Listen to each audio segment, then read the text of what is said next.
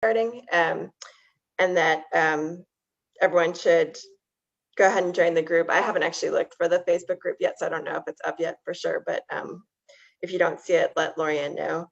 And then Lorianne will be monitoring that Facebook group account. And then this is just the kickoff parenting series for St. Luke's. So we'll be having these once a month at 10 a.m. And I'm really excited to have Katherine Warde, a friend of mine since back in the day, since beginning, before there were days for me. So I'm really excited to have her here. And so everyone should feel free to have a safe space discussing whatever topics we want. As parents, we're just here to do anything that's helpful for anyone helping parents and raising their kids. So I feel like it's kind of appropriate to start with a librarian, because I feel like reading is kind of the beginning point for all kinds of learning. And so it worked out well for her to be our first speaker. So Katherine Warde is a librarian in the St. Paul school system in St. Paul, Minnesota, where I'm from, and she works at a French immersion school. And so, Katherine, you were originally a kindergarten teacher, is that right? Yeah, I never had a full-time teaching position, but I taught mostly kindergarten for 6 years before I got my library degree.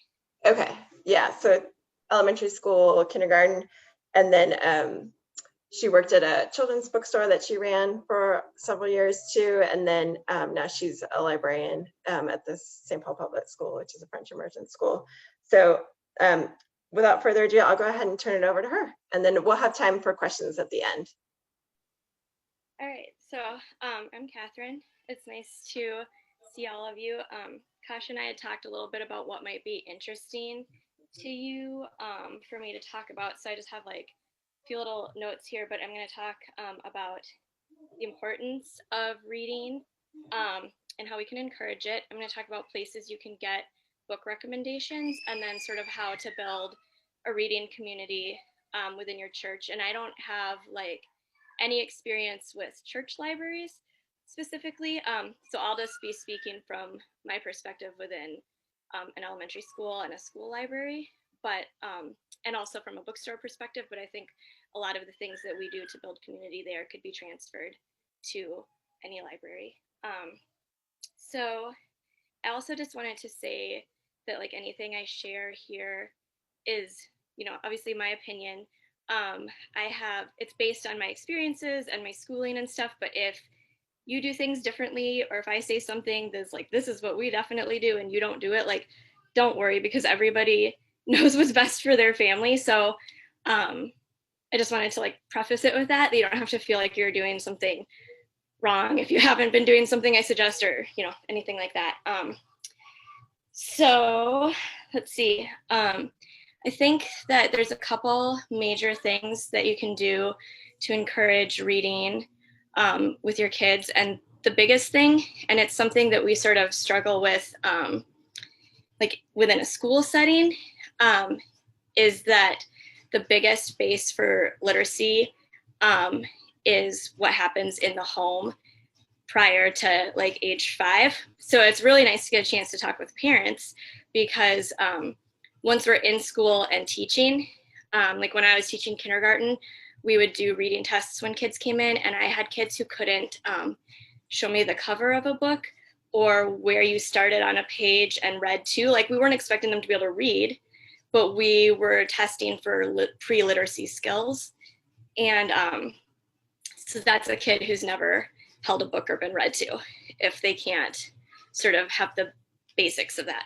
So that can be a lot to work with as a teacher or a school librarian when you don't have like that background at home. So having you all join me is great, because I know that that means that you're invested in reading with your kids. So reading from birth is super important. Reading daily is super important. These are all things to build literacy skills with a kid. Anything that they're doing with books, I consider reading skills. Like I was talking about, like if they can turn the pages, if they know which way you hold a book, like all of those things are things that they are learning sitting on your lap, watching you read with them. And then, so in addition to just that basis at home, the other things that are important are access and choice. So, and I have, I'll just interrupt myself for a second to say that I have a big list of resources that I've put together that I'm going to send to Kasha, and then she can share with all of you. So a lot of things I mention in here, like you don't have to remember what they are if it's something you're interested in, because I'll have all the links and then you can look, you know, on your own if you're interested. But there's an article that I'll share with you that was talking about like the number of books in a child's home and how that correlates to their literacy skills. So they were talking about teens, like high school graduates in a home with a high number of books.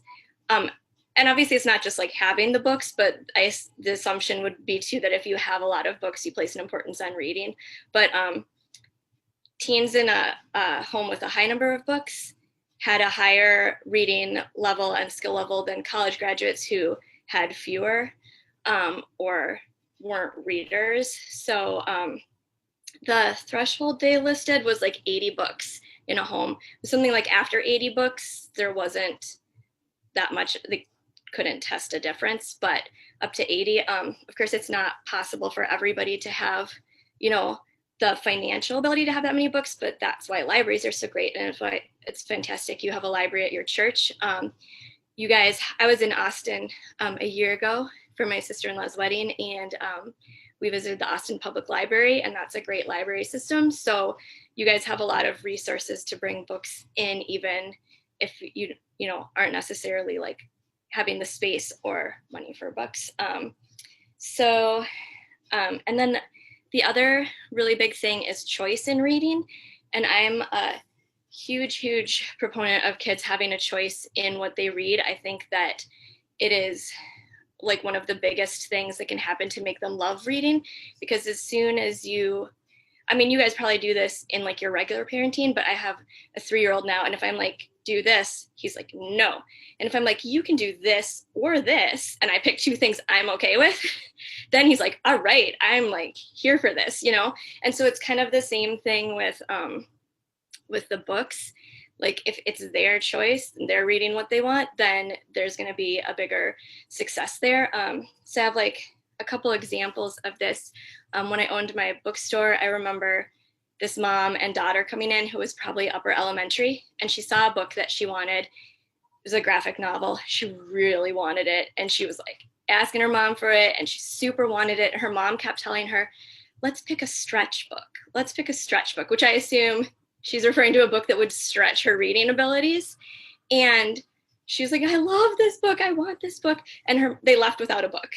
And I thought, man, that mom kind of missed out on it. I mean, I didn't say anything. If she'd asked for my opinion, I would have offered it. I didn't volunteer it. But I thought she really missed an opportunity there, because her kid was excited about a book, couldn't wait to read it. I could have guaranteed that kid would have been reading that book on the way home, you know? And as soon as it becomes like a chore or something they have to do, it's just less appealing. So, and there's some Scholastic the publisher has done a bunch of research. So I have some stuff I'm including in the resources too, but they have like a lot of infographics about this. And, you know, it was something like 9 out of 10 kids said that if they have a choice in reading, so like 90% of kids are said that that's the biggest determining factor of if they enjoy reading. So those are all huge things. In my school library, we have like some rules in place.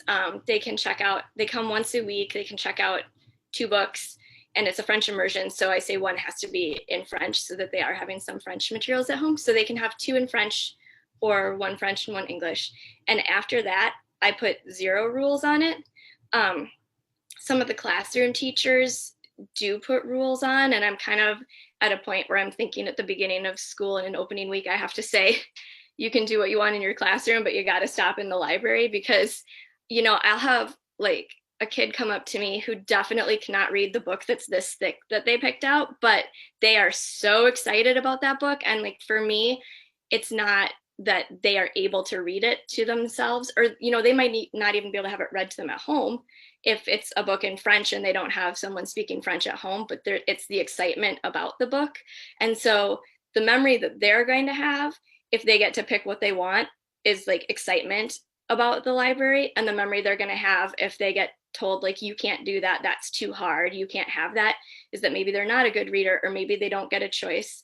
So I put zero limits on them in terms of what I think their reading ability is. And then speaking of the story with the mom that I was talking about who came to the bookstore, there are a lot of people who feel like graphic novels aren't real books, or listening to audiobooks aren't real books. And I feel like every book is a real book. I think that, you know, I've sometimes had parents say to me like, oh, my kid only reads Captain Underpants, like this is ridiculous, like I can't, you know, I'm like, you know, how can I get my kid to read a book that I think is interesting? And my response is just always that they'll get there as long as they still enjoy reading. And if they're excited about a book right now, that's like the best thing. So if those kids are really into those books, that's great. Encourage that. They're not going to read Captain Underpants forever. I mean, I still read books like that, you know, so, and it's my job. So maybe they will, but I read other things too. So, you know, they, as long as they love it, they're going to start picking up other things.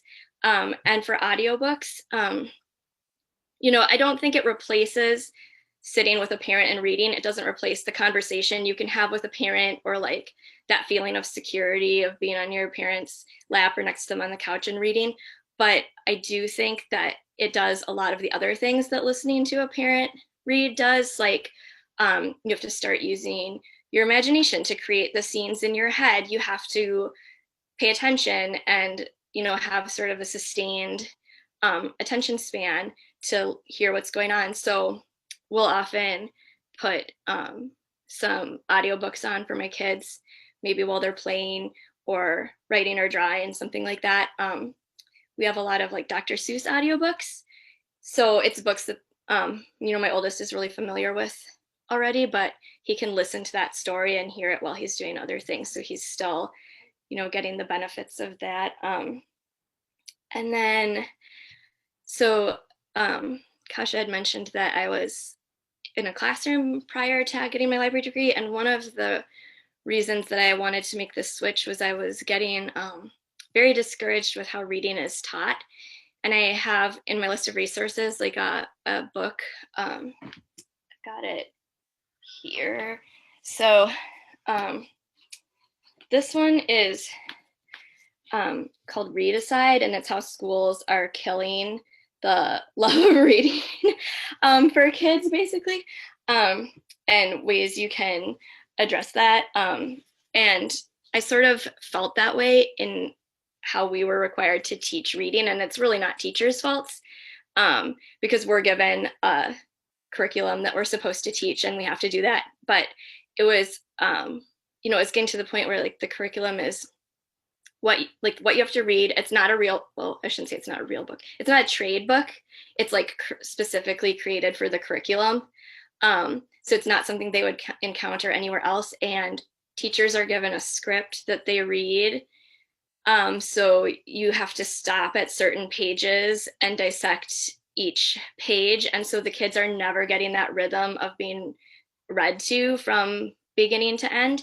And for the older kids, they never provided a full story. They would take like a chunk, like a chapter or two, and you would get that, and you would have to purchase the book to finish the story. So it was all breaking it down into the different components of reading. And it is important to learn phonics and syntax and all that stuff. But when that's all you're doing, you sort of lose the rhythm of a story, the enjoyment of a plot. If you can't ever finish a book, you sort of give up on reading, I feel like. So, you know, there's certain things that I found frustrating with trying to teach reading that sort of went against what I had learned and what I believed about the enjoyment of reading. And I think in terms of the importance of reading, I mean, obviously it can set you up for future success in life. I think it helps create lifelong learners. Um, you know, there's, I also feel very strongly that it builds empathy if you're able to constantly be putting yourself in another character's position. I mean, you often will read something from their perspective, and I think it makes it easier to imagine other people's perspectives in life. So I think that it's huge in empathy building for kids. So those are all very, important reasons. And then um, again, also in like information that I'm going to share, there's different studies and stuff on how reading with a child promotes them for reading readiness. So your kid doesn't have to be reading when they go to school, but the fact that they've been reading with you has like programmed parts of their brains to be receptive to what they're going to be learning when they do go to school. So there's a lot of really good reasons to be reading at home and setting them up for what they're going to learn in school. And then in terms of places to get recommendations for book titles, again, I have like a lot of things I'll share with you with links to all these places. There's Common Sense Media, which I'm not sure if any of you are familiar with, but in addition to like movies and video games and stuff, you can look books up on there. And one thing is, I mean, usually you'd have to at least start with a title you know. So for example, if you found somewhere else a recommendation for a book and you wanted to see like what age level it was appropriate for, or if there were certain things you didn't want your kid to read in it, you could look that up on there. But one thing that I like is when you're looking up the books, they have like a little suggestion on the side that's other titles you might enjoy that are related to that. So you could start with a book you're familiar with, and like if there's a book your kids like, you can start with that book and you can find related recommendations that would be similar in like age and content. I also like to look books up on Kirkus Book Reviews. Again, that's if you already, I mean, you can do browsing on there too in like their children's categories. So you can go on to Kirkus. Well, actually, I should say that about Common Sense Media too. They have a ton of like curated lists. So in addition to looking up your books, you can look at their like, list of books published in 2020, or you can look at, they have certain best of lists and stuff. So you can always browse in there too. And so you can browse in Kirkus with children's books as well. But you can also look up books that you know and that it'll give you, or that you've heard of or gotten recommended. And you can look up information about that there too. And then another thing is to get like book recommendations or to see new books that are coming out, especially if you want to fill your library. Obviously, there's lots of ways to fill your church library with books. There can be donations or book fairs or, anything like that. But it's also nice to keep it current and relevant. And so, one of the things with my school library is trying to like maintain an up-to-date collection so that, particularly with nonfiction, we want to remove the older stuff because there's new information. Fiction can last a little longer depending on content. But, one thing you can do too to just be kind of keeping up to date with books is you can visit publisher websites, and a lot of them will have their catalogs listed. So you could be looking at like the current autumn winter 2021 season and be getting like the newest books that are coming out. So in terms of publishing, there's like the big five, they call them. So that would be Penguin Random House, Macmillan, Hachette, HarperCollins, and Simon & Schuster. Those are the big ones. And then when you look at books, you'll see that it seems like there's tons of publishers, but actually a lot of them just have imprints. So they like sometimes, like I don't even remember all of them, even after working with books for, so long, because there's so many, but, like Aladdin is an imprint of Simon & Schuster. So it looks like it's a different publisher, but it's like a lot of them are just these big five. But there's others, and I have lists of a lot of them. I'll give them to you. And then one that you might be interested in if you're not familiar is called Zondervan. And it is a big Christian publisher. They publish a lot of Bibles and a lot of other books, and they have a specific kids website. So that could be a really great place to look for books that you might want to include in your library. And they also, I mean, I'll get into this a little more with the community building, but they also have a lot of free resources on there. So it'd be like activities that go with the books they publish.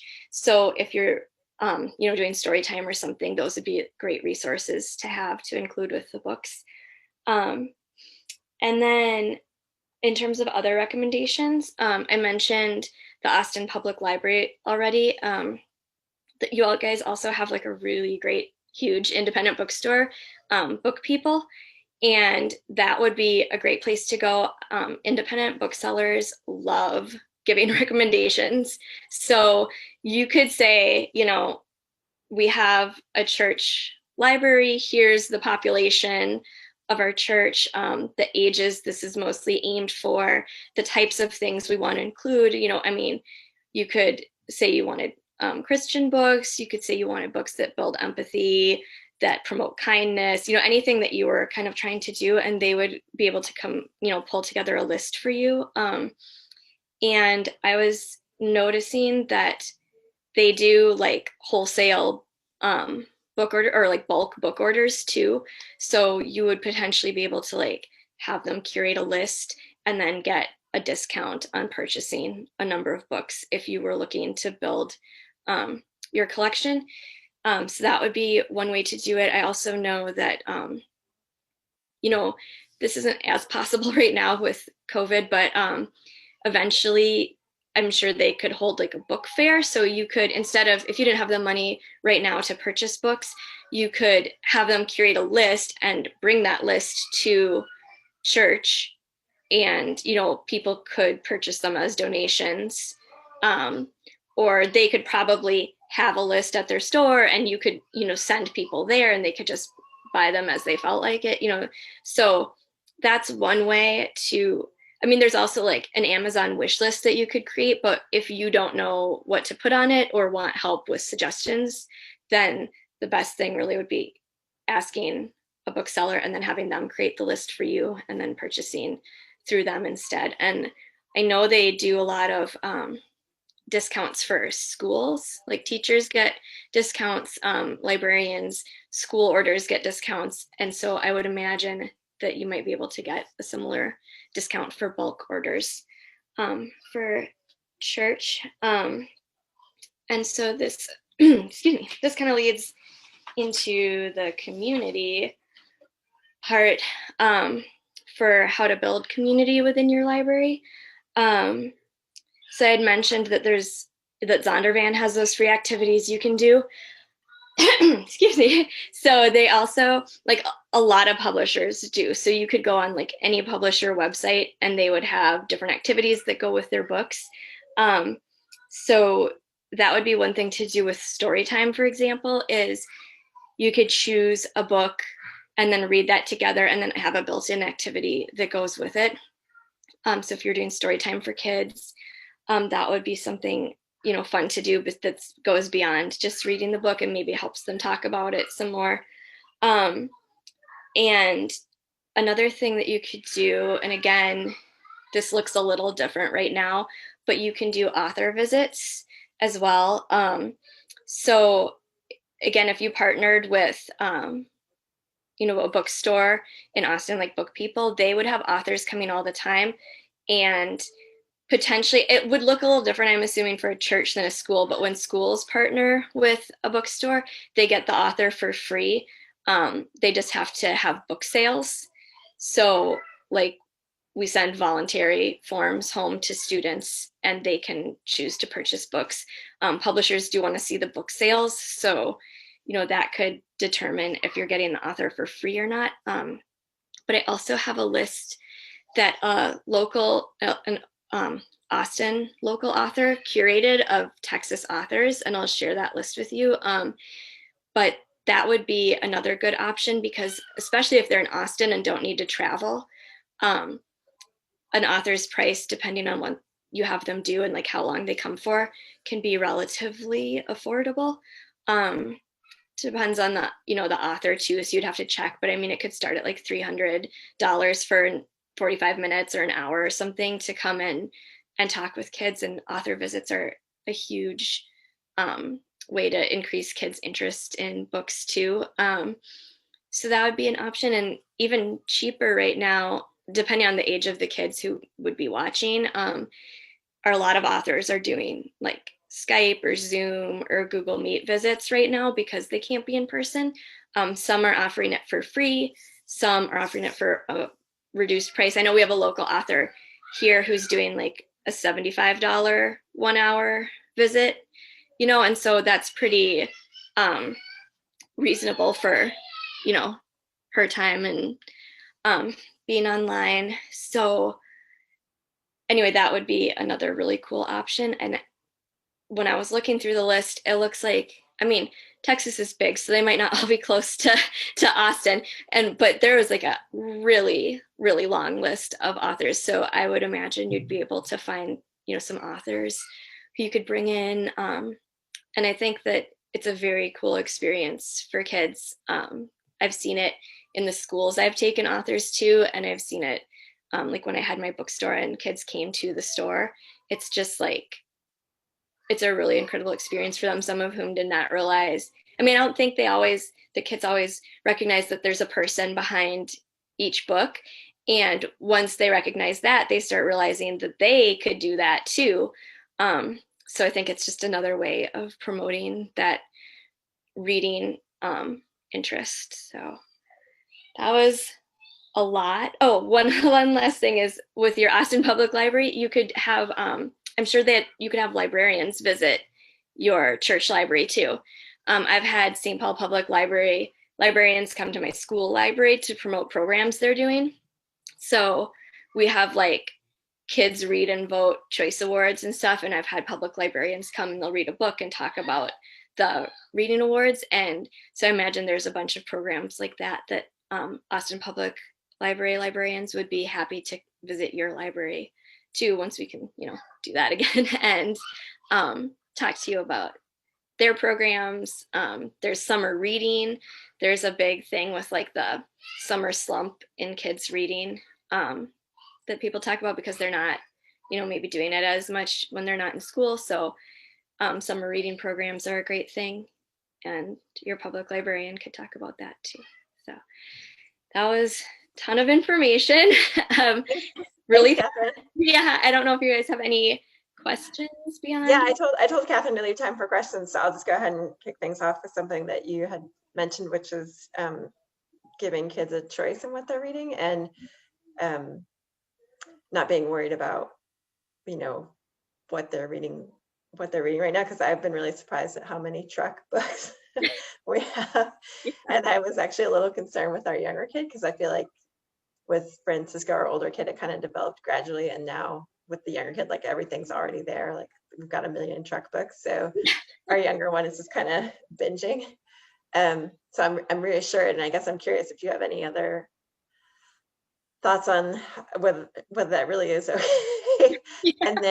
And then with school, with reading choice, just kind of like with the pandemic, like I guess we have like so many books in the house that the choice is usually on a daily basis, like what do you want to read that we already have here. But in terms of like bringing new books into the house, like how do you suggest, like is it just literally like going onto the library website together, like making time for that, or the Amazon website together to do that? Because right now I'm just looking myself and then just bringing stuff into the house, and then they can choose from there, but not really thinking about asking them. Yeah. So. I mean, it sort of depends on the age. It's kind of over 6 that choice really starts, or that kids are expressing that choice is making the biggest difference to them. So like for younger kids, I mean, it's perfectly reasonable to bring any number of things that appeal to you, because you have to read them too, into the house. And then, I mean, they still have a choice within that choice. It's almost too much to ask a kid younger than that to just pick any book. So I definitely think looking yourself is fine for younger kids. And then, as they get older, they'll just start expressing their tastes. So maybe even if they can't go on and pick the specific books, you could say, you know, do you want me to get more books on trucks, or would you like dinosaurs, or would you like cats, or do you want a fairy tale? You know what I mean? Like you could give them like a couple choices and then still look yourself, you know, depending on how well they do on like sitting and looking through stuff with you.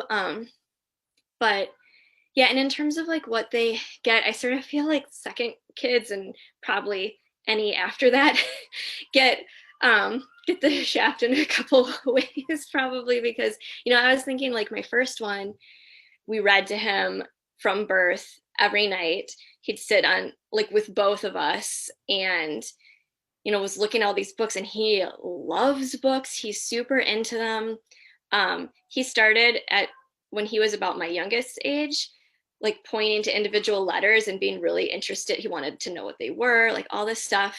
And I was like, woo, we have someone who loves reading, and this is so exciting. And then I was interested to see if my second kid would be the same, like growing up in the same environment. And then I kind of realized now with him being like, you know, 15 months, it's like, this isn't the same environment at all.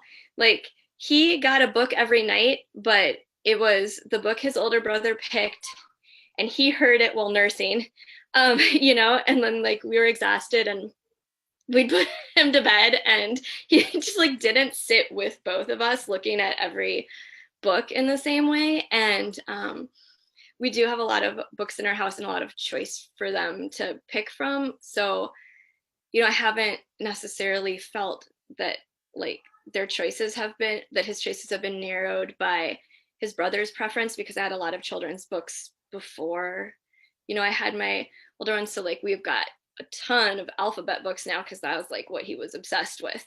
But we have so many other things just from my personal collection that I feel like I've been able to at least maintain some sanity by being like, do you want to read a book you've never read before?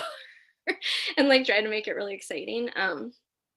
But yeah, second kid with reading is probably getting a lot of what the first kid wants. Probably the same for stuff besides reading, like play, whatever they get to do. So I would imagine that a second and third and, you know, future children all would eventually start expressing their opinions if they get, you know, sick of what their older sibling wants. But, you know, I think the two biggest things with that are just that you're reading, you know, and that it doesn't matter that it's like the same type of things. I mean, even just like the same book over and over, I know it can get old for us, but it's really, really good for kids. They like that repetition. They like the familiarity of the story. It also helps them start recognizing words. So yeah, I don't think that it's a huge, I don't think there's anything wrong with just reading a bunch of the same truck books or whatever it is that each household is into. And, you know, one thing you can do is like bring in other books that interest you, for example, that you might want to be interested in reading, and like don't force it on them. But, you know, sometimes I ask my kid like if he wants to read something that he's never read before, and sometimes he's super excited about that, and sometimes he's like, no, I want this one that we read 300 times this week, you know, and I just go with what he wants. But I also sort of like to sprinkle books around and have him pick them up. You know, like right now I've got a bunch of like fall and Halloween books and voting books out, and I just sort of leave them accessible, and he picks them up and pages through them, and if it catches his interest, he asks to read it. And so it's a nice way of like introducing it without being like, we have to read something different now. So you could always, you know, if you wanted to expand their horizons, pick something that you wanted to expand them with, and then just sort of let them find it. Yeah, and Lorianne, go ahead. I was just going to say, I specifically asked Catherine to talk about church library possibilities because I knew that that was something that you had started, Lorianne. So I'll turn it over to you. Well, according the church library, actually, we have a church library. Just recently, the library committee, I think because a lot of them have become grandmothers, they decided to create a children's nook. So they have 2 or 3 like shelves. They have like a little pillow over there where they could sit. You know, of course now they're not able to do that, but but they started collecting children's books that way. I'm sort of like you. You're the way the background you have in your house is my house. Between my brother and I, we could have a library, nonfiction, fiction, whatever. One of the things I was going to say, you were talking about like having an older and younger child. I had one she's an avid reader, and then I had a son 9 years later, and then a daughter 3 years after that. So what I found is yes, they want to read the same books. I was able to usually read to the younger one first to get her in bed, and then go in and he would be reading, and then I would read with him.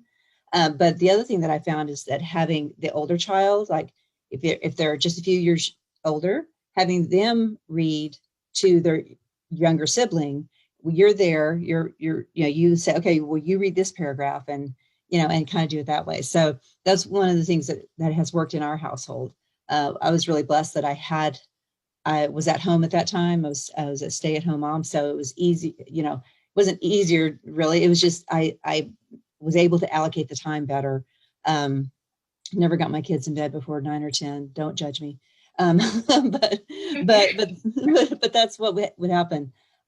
The question I have for you, Katherine, is can you speak to the importance of having both parents read? Because I've read some studies that show that especially boys, where the father reads to them, it actually increases their literacy. Yeah, I mean, I don't have as much on that, although I can probably find something for you. I don't have as much on that, like in the resources, just reading in general, like parents reading in general. Mm-hmm. But I do think that um, there's a cartoon that I found that I was gonna pass on to you guys. It's this mom and kid sitting on a park bench, and the mom's on her phone and the kid's on a tablet, and the mom's looking over at this other mom who's sitting there reading a book, and her son's reading a book, and she's like, how do you get your kid to read a book, or something along the lines. And it's like the parents, they're doing it.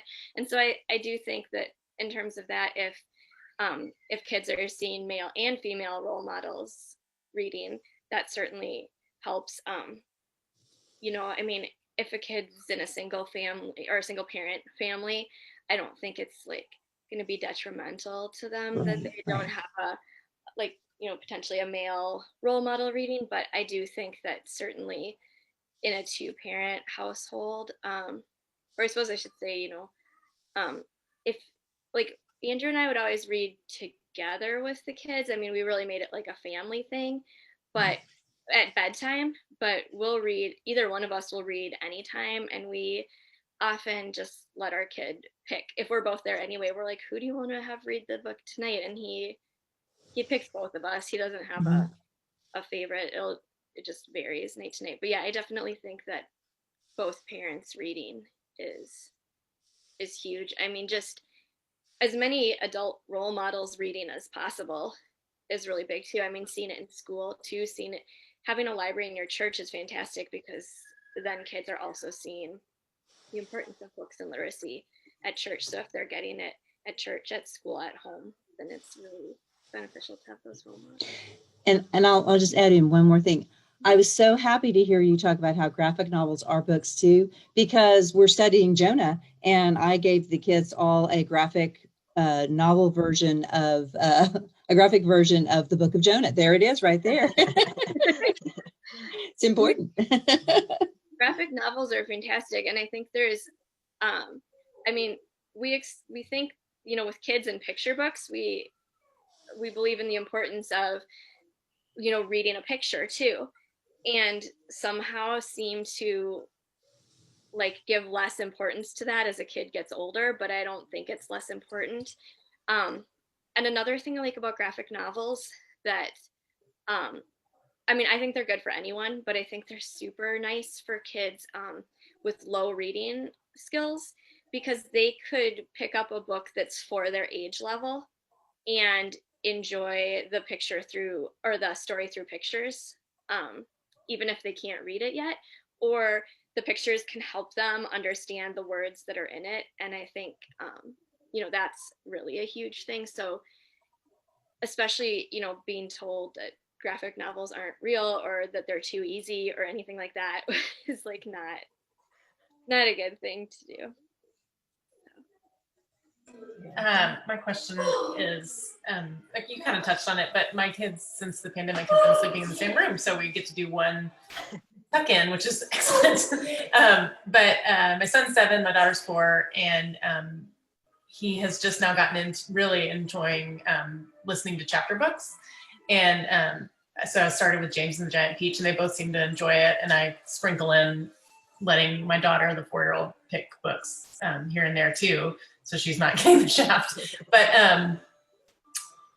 I guess my question is, number one, is that okay? And also, a lot of the like classics that I remember growing up and love and I'm excited to read to my kids, like are dark, or like James and the Giant Peach, Aunt Spiker and Aunt Sponge are like horrible to James and say like, I hate you, you know, like just stuff that I'm kind of like, whoa, didn't remember that. And so I kind of sometimes change words on the fly or different stuff, but I'm just curious your thoughts on that. Like they're classics for a reason, like they both are obsessed with James and the Giant Peach now, but I just kind of am like, I don't know, am I doing the right thing?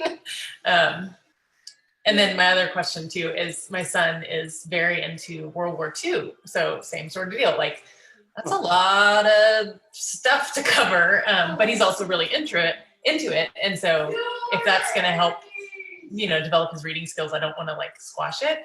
And it's important history, but it's a lot to explain on a 7-year-old level. So I just ordered, actually while we're talking, a World War II like encyclopedia, because he loved a dinosaur encyclopedia, still does, and we read that thing all the time. And so I think having like a page with a topic appeals more to his level or whatnot. But so yeah, any of that you want to talk to? Yeah, I can speak to that, and then if I don't hit everything that you asked about, just like follow up with me afterwards. But I think reading chapter books to younger kids is great. I think it's really good idea. I should also say, and I think reading picture books to older kids is great. I don't think they get too old for picture books, and there's amazing, I mean, there's picture books out there that are like works of art, you know? I mean, I think anybody can enjoy a picture book, and I think chapter books are good for younger ages. I mean, as long as your kids are interested. And one thing to do is, like, my mom started reading, she watches my kids when I'm at work, and she started reading chapter books with my older one. I'm trying to remember what age, I mean, like maybe 2 or something, but she would read it while he ate. So she would give him lunch, and then he would read, and so he had something that he was doing. He didn't have to just like sit there with no pictures to look at, and she would read a chapter from like Winnie the Pooh or something. So yeah, if it doesn't sound like your daughter's having a hard time with a chapter book, it sounds like she's into it. But if you wanted to do that, and I mean, that doesn't work at bedtime, but if you wanted to do it and it's hard, like, eating, doing something, drawing, having a family art time while it's happening, is another way to be able to read like what the older kid picks and have the younger kid, have their attention stay. So I think that's great.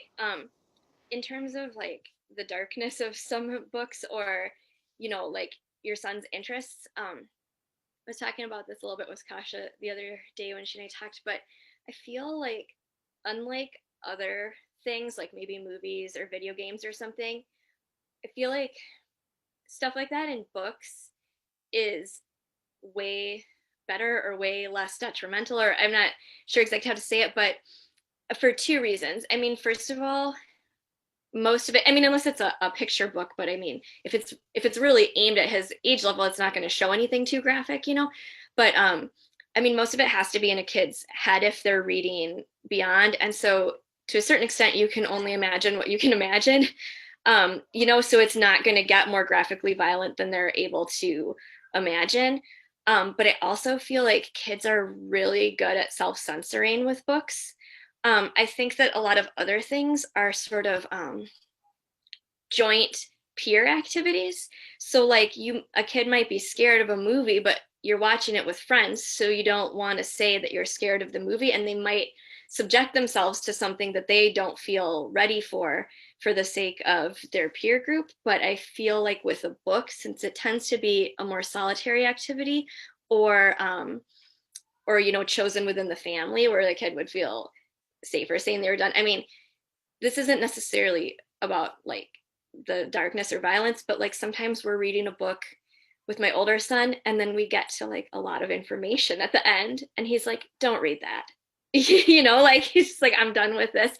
And sometimes I start a book with him, and for whatever reason, it's, you know, not holding his interest, and he just leaves. So he obviously, you know, feels safe enough doing that with me. That wouldn't be the same like later with peer groups. So I feel like, and if he's reading on his own, I mean, I had this as a kid, like, you know, the nice thing with books, especially with like chapter books or encyclopedias or anything where you read it in more than one sitting, one thing that's nice about that is like your kid does not even have to tell him or herself that they're not reading the book. Like, you can put a bookmark in it, you can set it down and tell yourself you're coming back to it later, but you're just not going to pick it up if you're not ready for it. So I think that, you know, if it ends up being too much, I feel like most kids are good about just not coming back to it until they are ready. And, you know, there's stuff, I mean, I haven't really reached this point with my kids yet because they're 3 and 1. So I haven't reached a point where like they might reach for something that I don't think that they're ready for. But we've got a lot of books in our house, and at some point, you know, they'll be able to pick them up and read to themselves from it. And I don't think, I mean, so when I was growing up, my parents like never censored what I read. I could read anything, and I would put something down if I wasn't ready for it. And so I think like the two biggest things are just I don't know. I feel like if you say like, you cannot read this book, you're not old enough for this yet, that's like, that kid is like going to force their way through that book. So if they happen to come across a book that you're worried that, I mean, sometimes it's not even that I'm worried about content so much as like, I just think until you have more world experience, you're not going to enjoy this book as much. But I have memories as a kid of picking up a book, not finishing it, coming across it later, not even realizing that it was a book I hadn't finished. And as I was reading it, being like, oh, I remember starting this, but I was like ready for it the second time, you know, and read it. So I think that, you know, that really helps with a kid just being able to like make those choices. So did that answer everything? And, you know, also in terms of like, oh, the other thing I was going to say is like, so the choice, but then also like just being there to talk with them about it too is really important. Like if your kid is really interested in a book, but you're not like 100% sure that, you know, you want them to be reading it or that they're going to understand what's in it, you could read it at the same time. I mean, you wouldn't, especially as they get older, like you wouldn't necessarily have to read it to them, but you could read it at the same time so you can have a conversation about it. Or if it's a book you've read, like you've already read it and it's in your house and your kid picks it up and wants it, I mean, just like telling them that you can talk with them or asking them what they think about things is really big. I think being able to talk to their parents makes a kid more comfortable with stuff that's, you know, can be in certain books that might be dark. I mean, you know, kids might not understand how these family members of James could be like so horrible to him, but because you're reading it together, you can talk about it and, you know, to whatever level you're comfortable with. And, you know, if you know something is not something you want your kids to have their hands on, then you can make sure it's not in your house or accessible. But I think it's good for kids to see, I mean, it's good for kids to see that there are hard things in life, because I think it's best for a kid to encounter it first in a fictional setting and feel like they can talk to a parent about it. Because if there's something that they're going to come across in life and they do not have any background experience for dealing with it, or knowing that they can have a conversation about it, that's like more difficult than, you know, coming across it in like a relatively safe setting of a book and having a trusted adult that they can talk with. Well, thanks everyone for coming today. Thanks, Catherine. I'll give you a virtual applause.